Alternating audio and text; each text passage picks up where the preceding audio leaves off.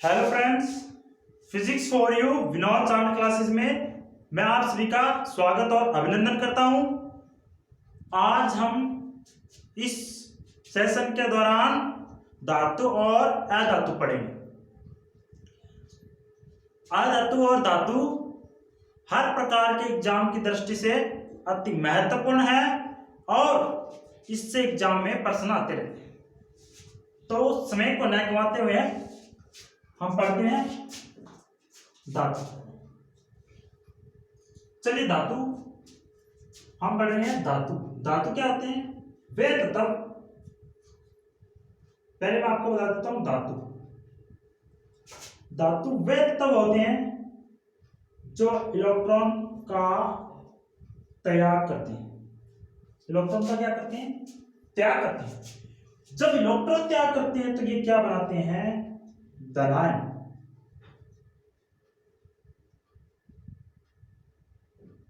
धनायन का निर्माण करते हैं। आपने केमिस्ट्री के अंदर इस तरह से कुछ पढ़ा है कि एक वस्तु इलेक्ट्रॉन का त्याग करती है, दूसरी वस्तु इलेक्ट्रॉन को ग्रहण करती है।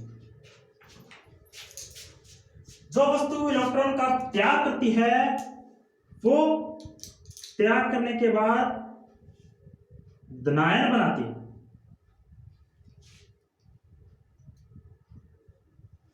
और जो वस्तु इलेक्ट्रॉन का ग्रहण करती है वह ऋणायन बनाती है। ये तो हुआ अपना सिंपल सा। जो त्याग करेगी वो धनायन बनाएगी, जो ग्रहण करेगी वो ऋणायन बनाएगी। तो हम इसे आसान शब्दों में पढ़ें तो कह सकते हैं धातु वे तत्व जो इलेक्ट्रॉन त्याग कर,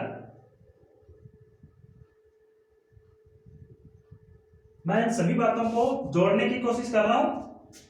वे तत्व जो इलेक्ट्रॉन त्याग कर धनायन बनाते हैं, धनायन बनाते हैं।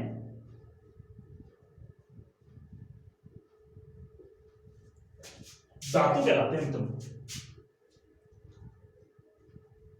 धातु कहलाते हैं।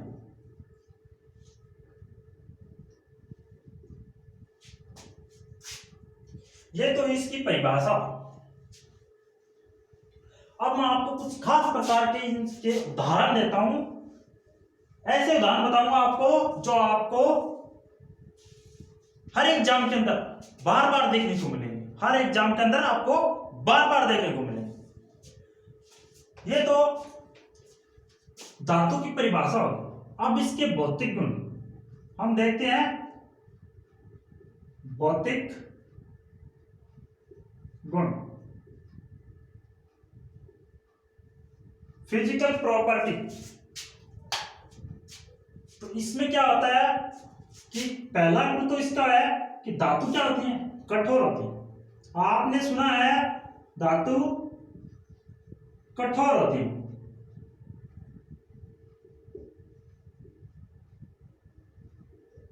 मैंने भी सुना है धातु क्या होती है? कठोर होती है। लेकिन मैं आपको इस तरह के धातु बताऊंगा जो कि क्या होते हैं?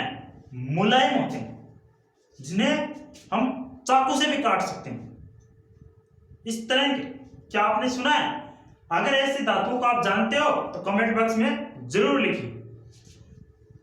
तो जो निकल, जो सोडियम धातु कठोर होती है, लेकिन अपवाद ये अपवाद ही परीक्षा के अंदर पूछे जाते हैं। सोडियम व पोटेशियम, सोडियम व पोटेशियम दो ऐसी धातुएं हैं, दो ऐसी धातुएं हैं जो इतनी मुलायम होती है, इतनी मुलायम होती है कि उन्हें हम चाकू से भी काट सकते हैं। दो ऐसी धातुएं हैं जो इतनी मुलायम होती है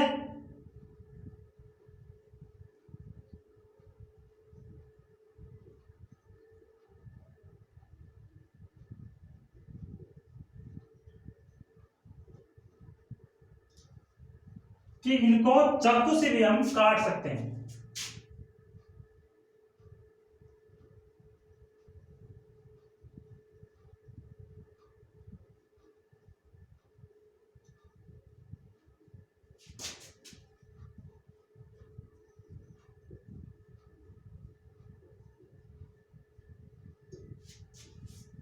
यह क्वेश्चन एग्जाम के अंदर डायरेक्ट पूछा जाता है।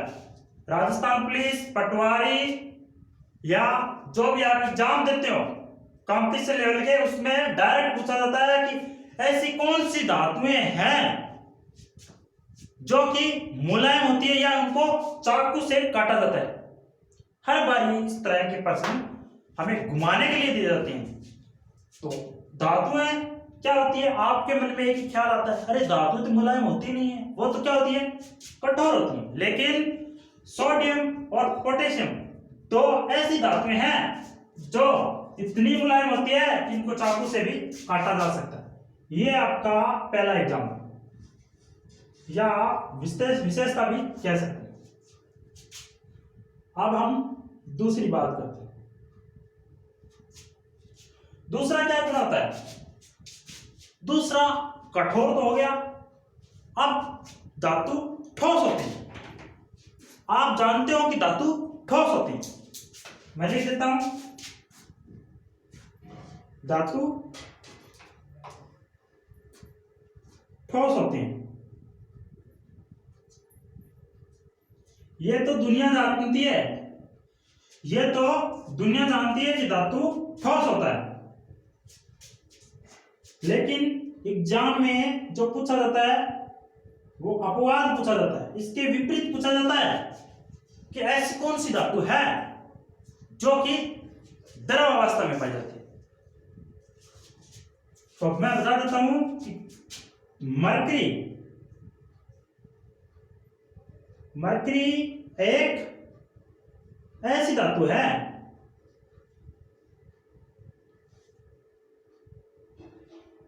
जो कमरे के ताप पर द्रव अवस्था में पाई जाती है, जो कमरे के ताप पर। अब कुछ लोगों को यह नहीं पता होता कि कमरे का टेम्परेचर कितना होता है। तो कमरे का जो ताप होता है वो लगभग 27 डिग्री सेल्सियस होता है, कमरे के ताप पर द्रव अवस्था में पाई जाती है।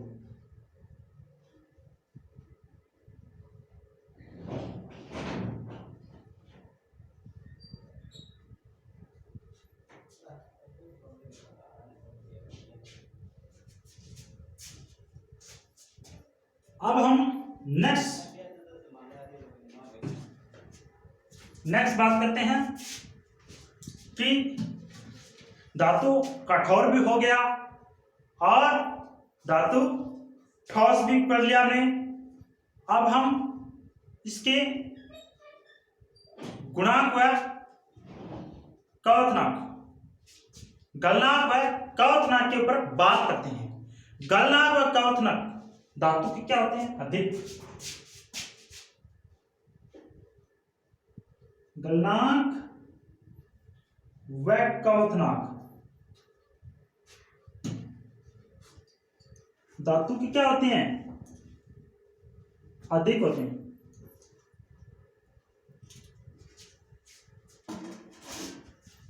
गलनांक व कवचनांक अधिक होते हैं, लेकिन गैलीनियम व सीजियम इसमें भी अपवाद है। इसमें क्या अपवाद है? अपवाद, हर बात पे अपवाद, अपवाद पे अपवाद। गैलीनियम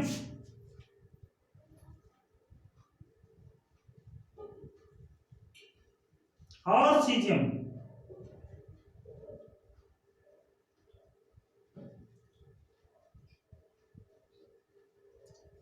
दो ऐसी धातुएं हैं, दो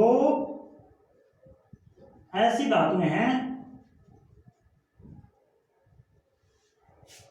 जो कि हथेली पर रखने पर द्रव अवस्था में पाई जाती है या पिघल जाती है। जो ऐसी धातुएं हैं जो हथेली पर रखने पर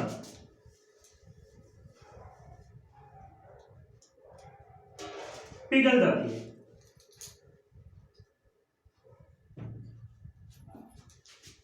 आपसे एग्जाम में प्रश्न डायरेक्ट पूछा जाएगा कि ऐसी कौन सी धातुएं हैं जो कि हथेली पर रखने पर पिघल जाती है या द्रव अवस्था में आ जाती है। तो गैलियम और सीजियम दो ऐसी धातुएं हैं जो हथेली पर रखने पर पिघल जाती है। अब मैं आपको एक और विशेषता बताता हूं। धातुओं में तन्यता का गुण पाया जाता है। धातुओं में तन्यता का गुण पाया जाता है। आपने पढ़ा है कि धातुओं में तन्यता का गुण पाया जाता है।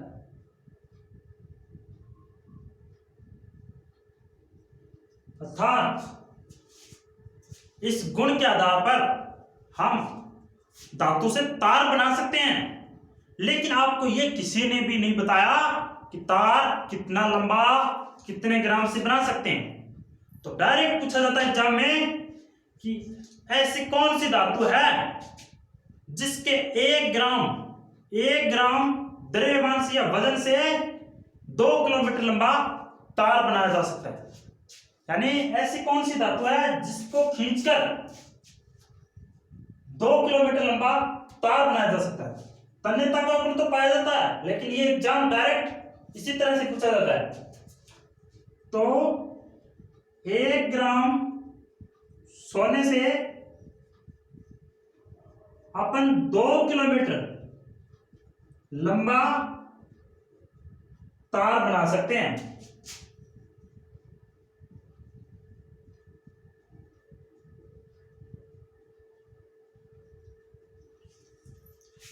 हम क्या कर सकते हैं? तार बना सकते हैं। धातु में सोनरस का गुण पाया जाता है। यह तो आपने अच्छे से पढ़ा ही होगा। 5 नंबर है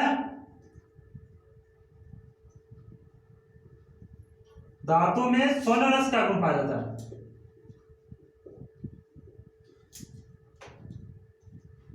सोनरस का गुण पाया जाता है अर्थात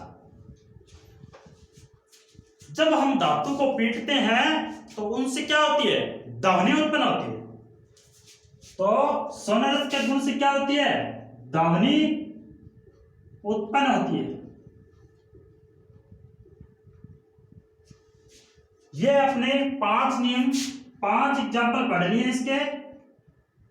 जितने भी आपने विशेषता लाई हैं उसमें कुछ न कुछ आपने खूबियों के साथ साथ इनके उदाहरण भी देखे हैं जो कि बहुत ही महत्वपूर्ण है। फिर विद्युत का चालक भी होती है। धातु होती है वो क्या होती है? विद्युत का चालक होती है। तो सबसे ज्यादा चालक क्या होती है? चांदी होती है।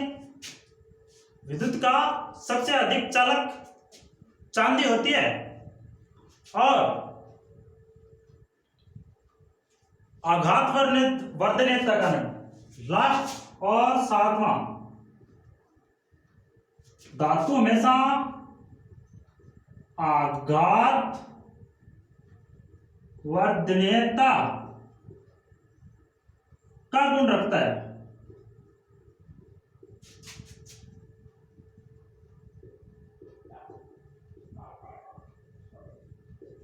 कहने का तात्पर्य है कि जब आप धातु को पीटोगे, जब आप धातु पे बार बार आघात लगाओगे तो धातु फैलना शुरू हो जाएगा और एक चद्दर का रूप ग्रहण कर लेगा।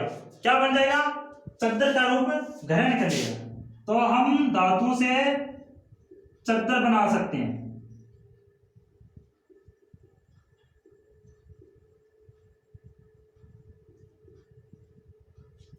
जो कि लोहे की बनी होती है।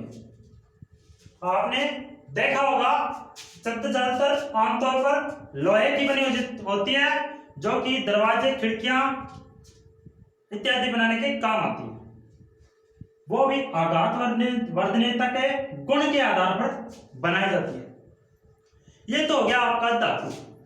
अब आप पढ़ेंगे अधातु के बारे में। ये हर बार रिपीट होती है, ये ऑल एग्जाम के अंदर, मैं फिर से बता देता हूं, ऑल एग्जाम में रिपीट होते रहते हैं, हर बार, हमेशा आता है। चलो आप एक बार स्क्रीनशॉट ले सकते हैं। अब हम अधातु के बारे में पढ़ेंगे।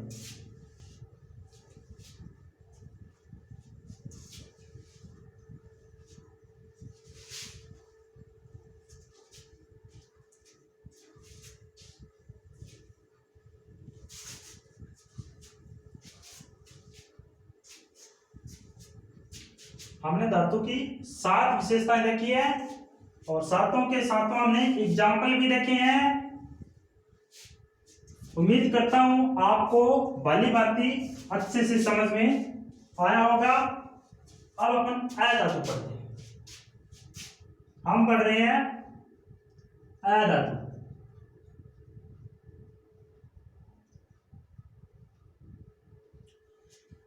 अधातु पढ़ रहे हैं। अधातु किसे कहते हैं? वे तत्व, ध्यान से पढ़ना, वे तत्व जो इलेक्ट्रॉन को ग्रहण करके, इलेक्ट्रॉन ग्रहण करके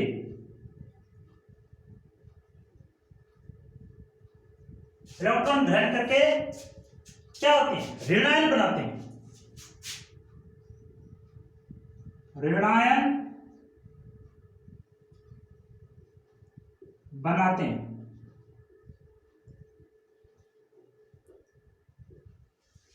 अधातु कहलाते हैं।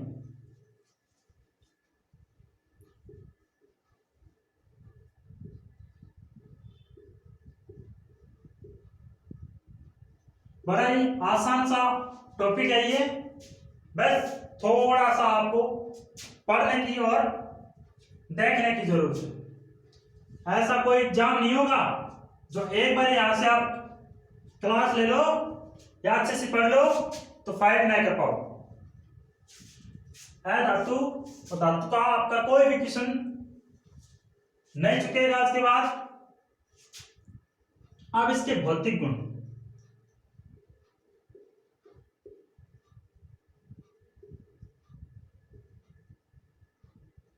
Physical property.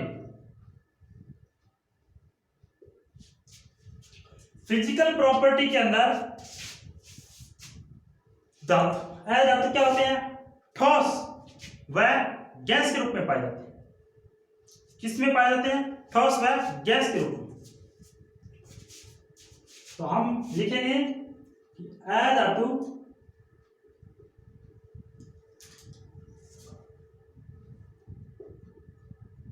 ठोस व गैस के रूप में पाए जाते हैं।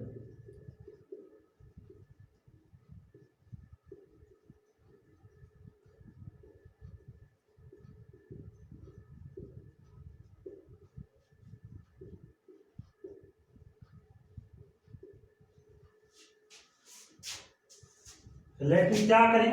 अपवाद। आपसे यह लाइन कभी नहीं पूछेगा कि धातु अधातु ठोस व गैस के रूप में पाया जाता है। आपसे डायरेक्ट पूछेगा कि ऐसी कौन सी अधातु है जो कि द्रव अवस्था में पाई जाती है।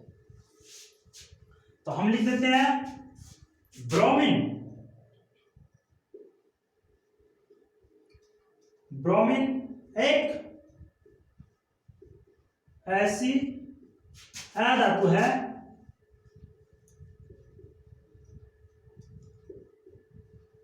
जो द्रव अवस्था में पाई जाती है।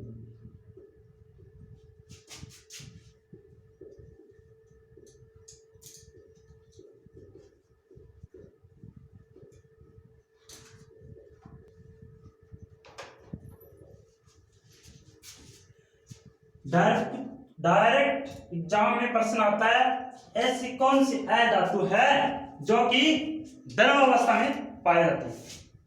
ब्रोमीन। कौन सी है? ब्रोमीन। अब जो धातुएं होती है वो तो कठोर होती है, और जो अ धातु होती है, जो अ धातु है वो क्या होती है? प्राय सभी अ धातुएं मुलायम होती है। क्या होती है? मुलायम होती है।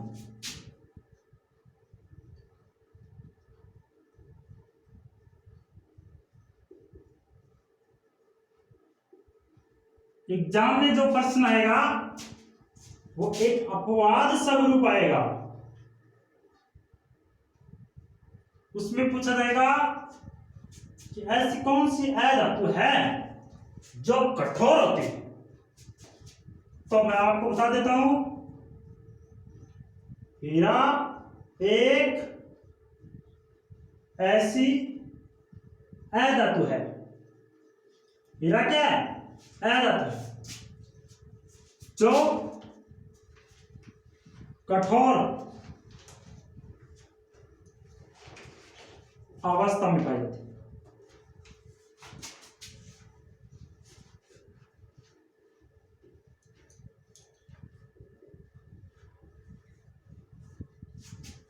हीरा वो कठोर अवस्था में पाई जाती है।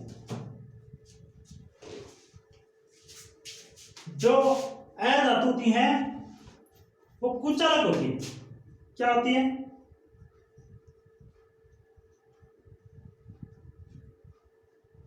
अ धातु कुचालक होती है।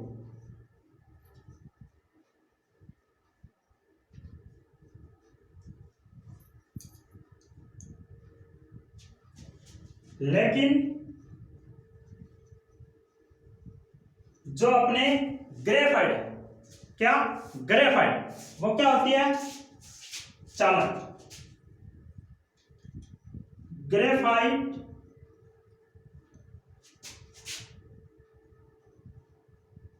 एक चालक अ धातु है।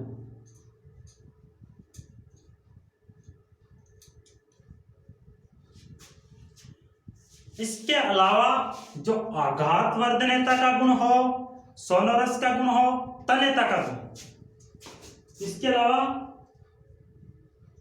आघात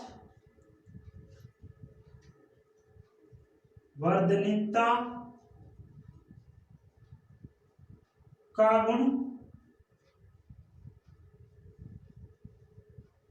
तन्यता का गुण और सोनोरस का, ये तीनों गुण अ धातु में नहीं पाए जाते।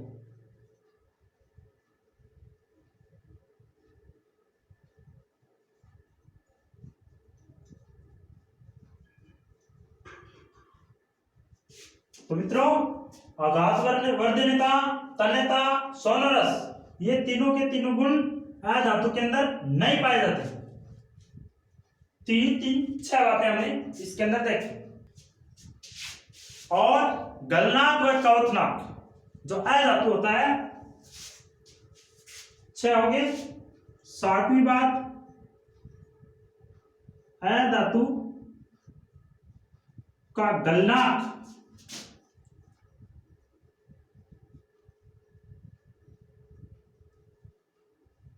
व कवथनांक हमेशा कम होता है।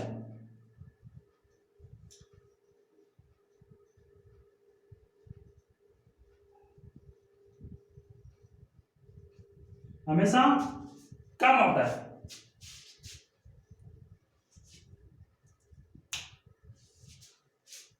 ये था अ धातु का गलनांक व कवथनांक क्या होता है? हमेशा कम होता है। हमने धातु और अधातु दोनों को पढ़ लिया है। अब मैंने कहा था कि वे तत्व जो इलेक्ट्रॉन ग्रहण करते हैं अधातु कहलाते हैं, जो इलेक्ट्रॉन का त्याग करता है, क्या करता है, त्याग करता है, वो क्या कहलाता है, वो धातु कहलाता है।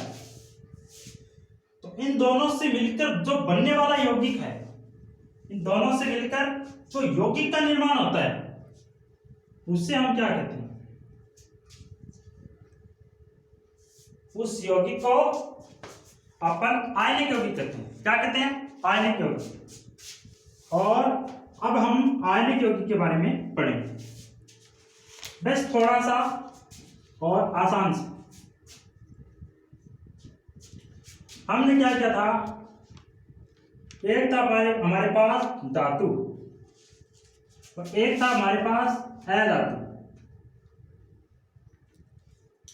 ये दो लेकर हमने अपना काम शुरू किया था। जो धातु होता है वो क्या करता है, इलेक्ट्रॉन त्याग, और ये क्या करता है, इलेक्ट्रॉन ग्रहण। तो धातु होगा वो इलेक्ट्रॉन त्यागी होगा, ये ग्राही होगा, इसे हम इलेक्ट्रॉन त्यागी, इलेक्ट्रॉन इसे हम ग्राही कहेंगे। धातु क्या होगा, ग्राही होगा। और एक बात और, ये क्या बनाता है, ये धनायन का निर्माण करता है, और ये ऋणायन का निर्माण करता है। जब एक तत्व या एक तत्व इलेक्ट्रॉन का क्या करें, त्याग करें, और दूसरी वस्तु इलेक्ट्रॉन को क्या करती है, ग्रहण करती है। यही तो होता है, एक वस्तु इलेक्ट्रॉन का त्याग करती है, दूसरी वस्तु इलेक्ट्रॉन का ग्रहण करती है। यानी एक वस्तु से दूसरी वस्तु पर क्या हो रहा है, इलेक्ट्रॉनों का स्थानांतरण।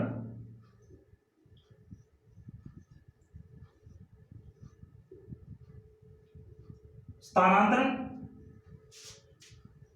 जब इलेक्ट्रॉनों का ट्रांसफर हो एक वस्तु से दूसरी वस्तु पर, तो वो क्या कहलाती है, आयनिक यौगिक। मैं लिख देता हूं, आयनिक यौगिक। हम पढ़ रहे हैं आयनिक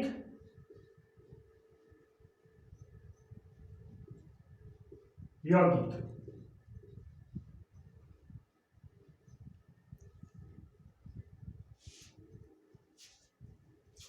मैंने कहा था जब कोई एक तत्व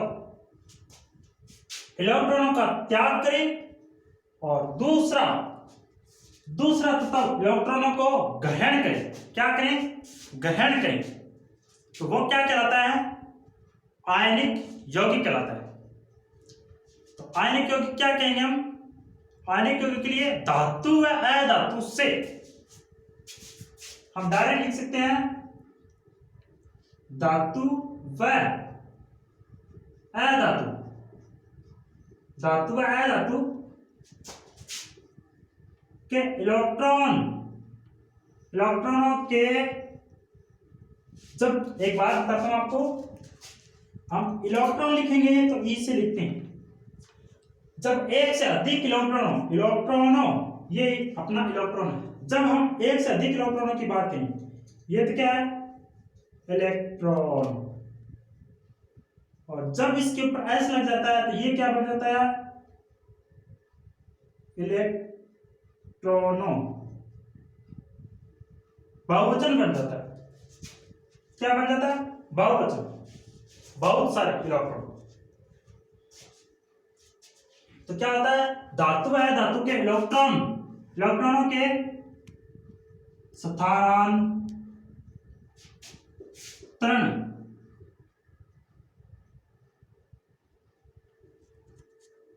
के कारण या फलस्वरूप बनने वाले जो यौगिक होते हैं ना उनको हम क्या कहते हैं? आयनिक यौगिक कहते हैं। आयनिक यौगिक।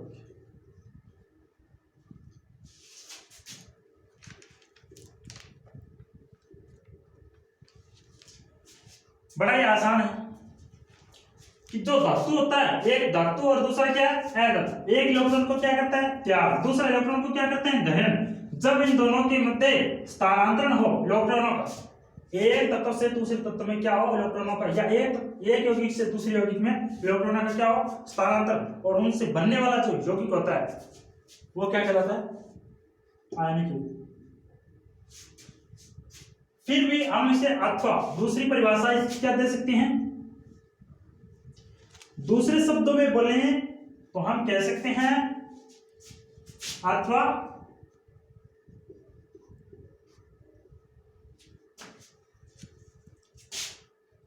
जब एक तत्व इलेक्ट्रॉन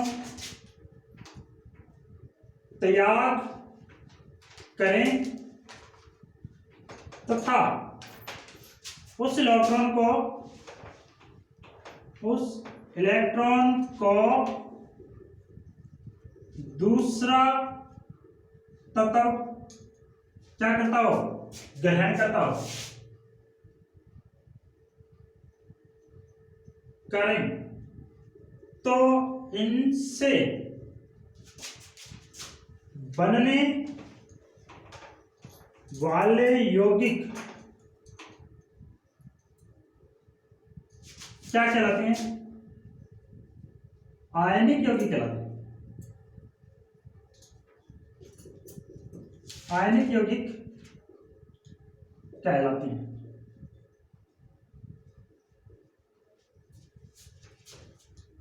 यह तो हो गया इसकी परिभाषा। ये क्या है? इसकी परिभाषा। अब आयनिक यौगिकों की विशेषता क्या होती है? आयनिक यौगिकों की जो भौतिक प्रकृति है, वो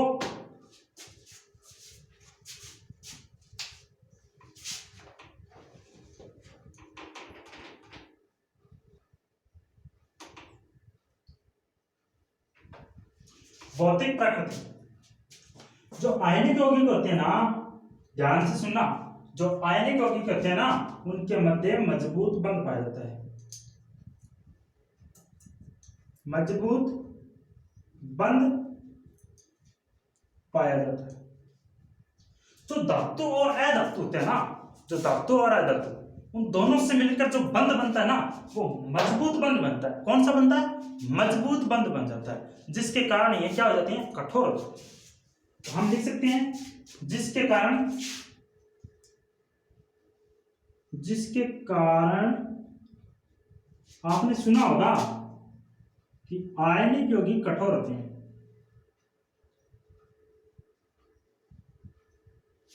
कठोर होते हैं, वो कठोर इसी वजह से होते हैं।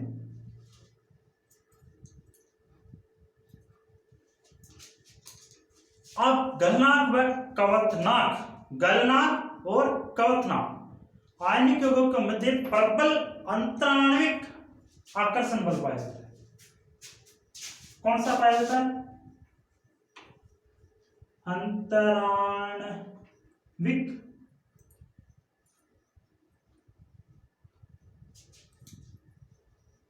प्रबल आकर्षण बल पाया जाता है। कौन सा पाया जाता है? प्रबल आकर्षण बल पाया जाता है, जिसके कारण बल पाया जाता है।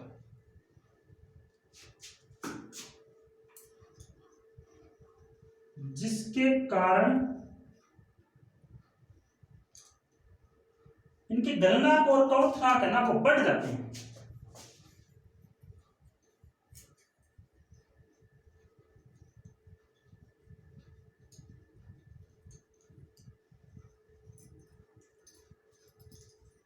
गलनांक और कवथनांक अधिक होते हैं।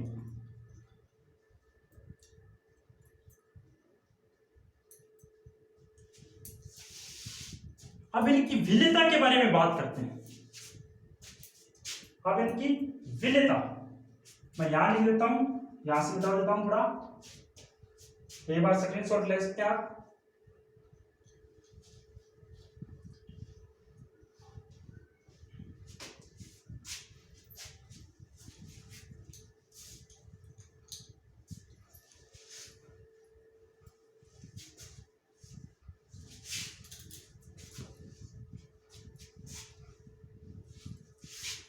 जो विलेयता था ना वो अल्कोहल में एवरेज होती है।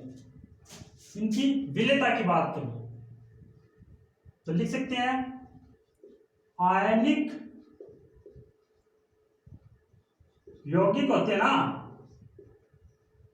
वो अल्कोहल में एवरेज होती है।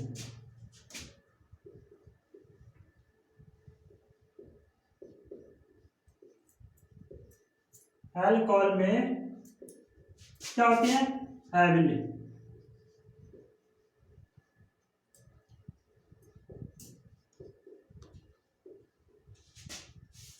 अल्कोहल में एविली होती है। और इनकी विद्युत चालकता की बात करें, इनकी विद्युत चालकता की बात करें तो आयनिक यौगिकों का द्रव अवस्था में इनके धनायन और ऋणायन होते हैं ना उनके मध्य का आकर्षण बल क्या हो जाता है कमजोर। और अब हम इसके एग्जाम्पल की बात करते हैं। इसके एग्जाम्पल आयनिक यौगिकों का एग्जाम्पल जैसे कि NaCl का बनना।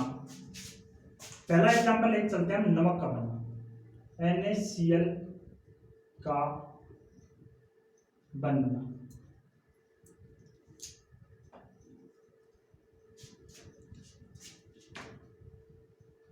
सोडियम होता है ना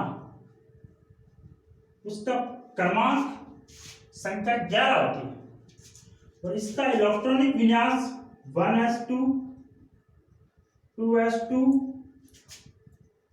2p6 इस तरह से होता है और 3p। यहां पे ये पहला कक्षक, दूसरा ये पहला कोश है, मान लेते हैं कि दूसरा L, ये M। इसके अंदर इलेक्ट्रॉन कितने होते हैं, इस पहले में 2 अधिकतम, दूसरे के अंदर 8, यहां पे 1। तो ये जो तीसरा जो M कोश है ये उसका एपोन होता है। क्या होता है इसका एपोन होता है। इसको कितने इलेक्ट्रॉन चाहिए, इसको बाहर से 5 इलेक्ट्रॉन चाहिए जब ये कोश पूर्ण होता है। और ये इसको अर्धपूर्ण करें तो भी इसको 2 इलेक्ट्रॉन चाहिए। नहीं तो ये 5 ला सकता है और नहीं ये 2 ला सकता है।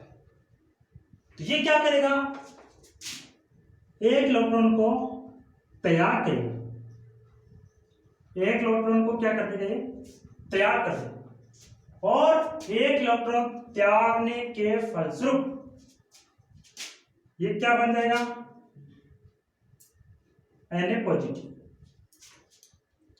क्या बन गया, Na पॉजिटिव।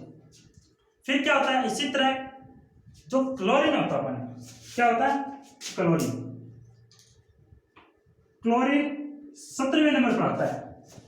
जो तत्वों की आवर्त सारणी होती है ना उसके अंदर ये 17वें नंबर पर आता है। और इसी के अंदर भी जो इसके के इलेक्ट्रॉनिक विन्यास होता है KLM, पहले के अंदर 2, दूसरे के अंदर 8, फिर यहां पे 10, 7 बच गए, 2, 8, फिर इसके अंदर अपने 1s2 2s, मैं डायरेक्ट लिख देता हूं, पहले में 2, दूसरे में 8 और तीसरे में 7 इलेक्ट्रॉन होते हैं। तीसरे में क्या आते हैं, 7 इलेक्ट्रॉन। इसमें जो 7 इलेक्ट्रॉन होते हैं, इसमें जो 3p6 वाला पार्ट था वो पूर्ण हो चुका है, उसमें 1 इलेक्ट्रॉन की आवश्यकता है।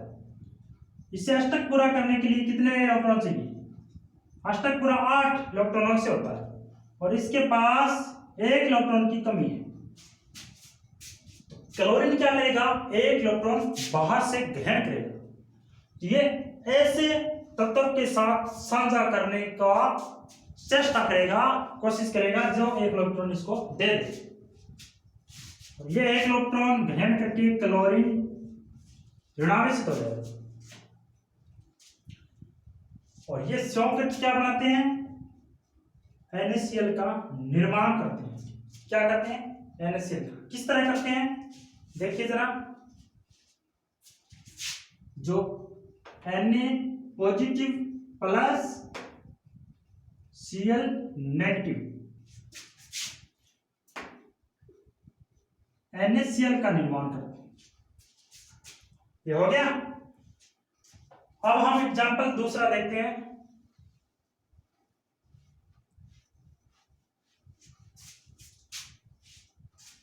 दूसरा हम देखते हैं, ये अपना पहला एग्जांपल। दूसरा एग्जांपल MgCl2 का बनना। जो अपना मैग्नीशियम होता है ना, 12 नंबर पे आता है। क्या आता है? 12 नंबर।